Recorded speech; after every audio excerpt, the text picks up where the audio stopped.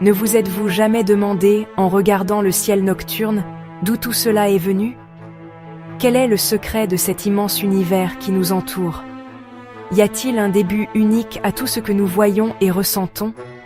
C'est une question qui a fasciné l'humanité pendant des milliers d'années et a suscité la curiosité des philosophes, des scientifiques et des penseurs de tout temps et en tout lieu. Nous voyons l'immensité du désert, la profondeur des océans et la précision de la fabrication d'un petit insecte, et nous nous demandons comment cet univers étonnant a-t-il commencé? Comment tous ces détails minutieux se sont-ils assemblés en une seule grande toile? La foi islamique nous offre une carte profonde pour ce voyage, nous encourage à la réflexion et à la contemplation, et nous exhorte à chercher la sagesse et le sens en toutes choses autour de nous. Elle nous invite à voir le monde comme une réalité intentionnelle, parfaitement conçue, qui pointe vers son grand créateur, et nous rappelle que tout dans l'univers a un but et un message. Dans notre monde moderne, nous oublions souvent de poser ces grandes questions au milieu des préoccupations de la vie quotidienne et du bruit de la technologie.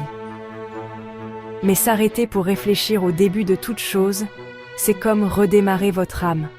Cela vous donne l'occasion de vous redécouvrir et de redonner un sens à votre existence.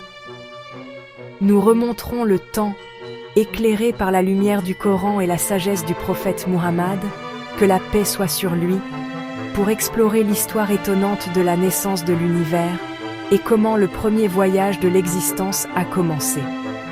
Nous explorerons comment Dieu a créé à partir du néant tout ce que nous voyons et ce que nous ne voyons pas, et comment la vie s'est formée par sa volonté et sa sagesse, et pourquoi la compréhension de cette histoire renforce notre lien avec notre Créateur et nous donne un sentiment plus profond d'appartenance et de sérénité. Commençons par le début, avec la source de toute existence, et ouvrons nos cœurs et nos esprits pour découvrir les secrets de la création. Au cœur de la compréhension islamique de la création, il y a une vérité puissante. Allah est le créateur de toutes choses. Rien n'existe qui ne soit une manifestation de sa puissance et de sa volonté. Tout ce que nous voyons autour de nous, des plus petits détails aux plus grandes galaxies, est une preuve de la grandeur du Créateur unique. Avant que quoi que ce soit n'existe, ni étoile, ni planète, ni temps, il n'y avait qu'Allah seul. Il n'y avait ni lieu, ni matière, ni même l'idée d'existence. Seulement Allah, avec ses attributs parfaits. Il est le premier sans début et le dernier sans fin. Son existence est éternelle. Rien ne le précède et rien ne le suit. Il n'a pas eu besoin de matériaux ou d'aide pour créer. Il a seulement voulu que la chose soit, et elle fut. Par une seule de ses paroles, tout se réalise dans l'univers. Le Coran explique « Tel est Allah, votre Seigneur. Il n'y a de divinité que lui, créateur de toutes choses. » Al-An'am 102. Ce verset nous rappelle que tout dans l'univers est l'œuvre d'Allah seul. Tout, de la plus grande galaxie à la plus petite particule, est son œuvre. Rien n'échappe à sa connaissance ou à sa puissance, car tous les détails de la création sont sous sa garde. Allah, le Créateur suprême, son instrument est son commandement. Soit, et il est. Il n'a pas besoin d'efforts ni de temps, car sa volonté seule suffit. Lorsque vous voyez une montagne majestueuse ou une abeille butiner le nectar d'une petite fleur, vous témoignez de la précision de sa fabrication et de sa créativité dans tout, vivant et inanimé. Il n'y a rien d'aléatoire dans l'univers. Tout fait partie d'un grand plan. Même les plus petits détails de la nature témoignent de la sagesse du Créateur. Nous ne sommes pas perdus dans un univers chaotique, mais nous vivons au sein d'une création parfaite, prise en charge par un Seigneur sage. Chaque instant et chaque scène autour de nous porte un message sur la bienveillance d'Allah envers nous.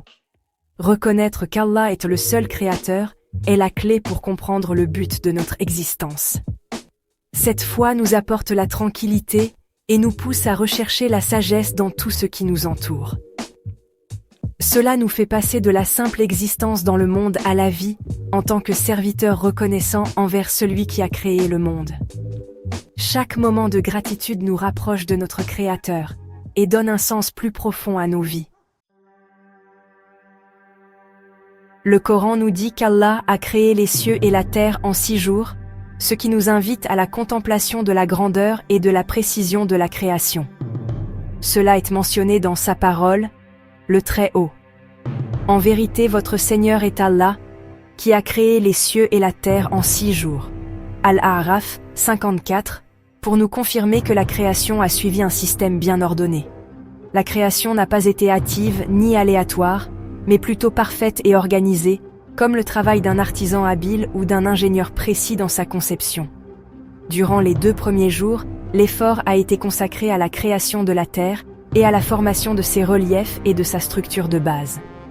Puis vinrent les 2 jours suivants, pour y décréter ses subsistances, c'est-à-dire la préparer avec toutes les ressources nécessaires à la vie, de l'eau, des plantes et une terre fertile. Et après que la terre fut préparée, les 2 derniers jours furent consacrés à la création des 7 cieux et à leur organisation en couches harmonieuses. Le Coran décrit l'univers à ses débuts comme un nuage de fumée, une scène qui stimule l'imagination et nous rapproche des mystères de la création originelle. C'est ce que suggèrent les découvertes scientifiques modernes, où les scientifiques confirment que l'univers a commencé à partir d'une matière similaire à la fumée ou à un gaz dense. Le fait que la création se soit déroulée par étapes nous enseigne la valeur de la patience et de la planification, et que la véritable réalisation nécessite une progression et de la délibération. Allah aurait pu créer toute chose en un instant, mais il a choisi 6 phases pour nous enseigner que la progression est une loi cosmique. C'est une leçon pour nous.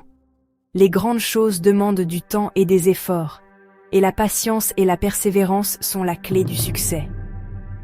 L'histoire des 6 jours n'est pas qu'un simple récit. C'est une leçon divine de sagesse, de planification et une approche de la vie qui nous invite à la contemplation et au travail organisé. Quand nous entendons le mot jour, nous pensons à 24 heures. Mais cela est lié à la rotation de la Terre. Que signifie le jour dans le contexte de la création des cieux et de la Terre, alors que ni la Terre ni le Soleil n'étaient encore achevés? Les jours dans le Coran ne sont pas nécessairement nos jours, mais de vastes périodes de temps. Allah dit « Un jour auprès de ton Seigneur équivaut à 1000 ans de ce que vous comptez. » Al-Hajj 47. Et un jour dont la mesure est de 50 000 ans. Al-Ma'arij 4. Ces jours sont de longues époques dont la durée n'est connue que d'Allah. Cette compréhension élimine tout conflit avec la science moderne concernant l'âge de l'univers.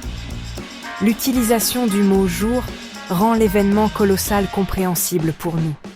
Le Coran s'adresse aux gens de toutes les époques, dans une langue que tous peuvent comprendre. Les 6 jours ne sont pas une limitation à la capacité d'Allah, mais une manifestation de sa sagesse et de la magnificence de son timing. Chaque étape de la création porte un message d'ordre et de précision. L'histoire de la création en islam ne commence pas avec les cieux et la terre. Il existait des créations avant le début de la création, le trône d'Allah et l'eau. Le prophète Muhammad a dit « Allah existait et rien d'autre n'existait avec lui, et son trône était sur l'eau. » Cette eau n'est pas comme nos eaux, elle symbolise un état initial de l'existence. Le trône d'Allah est la plus grande des créations, un symbole de sa majesté et de sa souveraineté.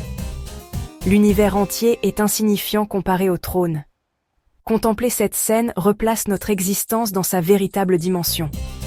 La foi en l'invisible est une partie essentielle de notre identité musulmane. Cela élargit notre vision du monde, pour qu'elle ne se limite pas au seul plan matériel. Sommes-nous les seules créatures? Le Coran et le Hadith laissent place à la contemplation sur l'existence d'êtres ou de mondes qui nous ont précédés. Certains savants ont parlé des Inns et des Bins, des créatures qui ont habité la terre avant les djinns et les humains.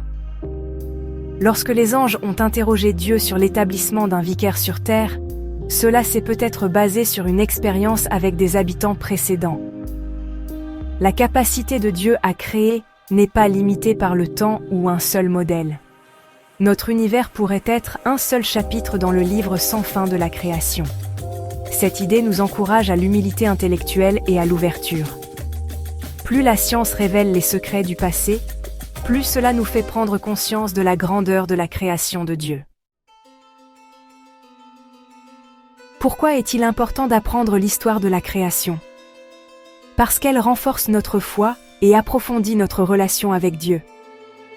Plus nous contemplons la création de l'univers, plus notre appréciation de la puissance et de la sagesse de Dieu grandit. Quand vous réalisez que Dieu gère les affaires de milliards de galaxies, votre confiance en lui dans votre vie augmente. L'histoire de la création nous insuffle un puissant sentiment de but. Nous ne sommes pas ici par hasard. Dieu dit « Je n'ai créé les djinns et les hommes que pour qu'ils m'adorent ». Sourate Ad-Dariyat 56. Comprendre la sagesse dans la création de notre foyer nous inspire à être à la hauteur de cette responsabilité. La contemplation de la création est un acte d'adoration en soi, une réponse aux appels de Dieu dans le Coran. Regardez, méditez. Cette méditation purifie le cœur et fortifie l'âme. L'histoire de la création n'est pas seulement de l'information, c'est un outil spirituel de transformation. L'univers nous parle constamment. Il nous raconte l'histoire de son créateur.